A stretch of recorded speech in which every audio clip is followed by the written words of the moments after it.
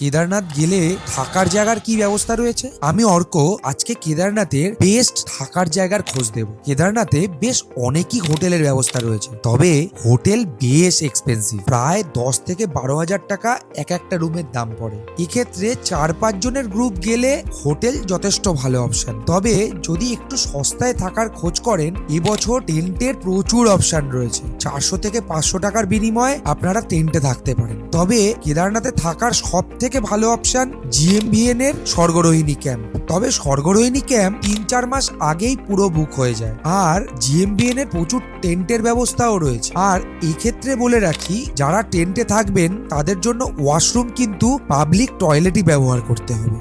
কেদারনাথের পুরো ভিডিওটা ট্রাভেল গপ্প চ্যানেলেই পেয়ে যাবেন, তাহলে আর দেরি কিসের, তাড়াতাড়ি দেখে নিন।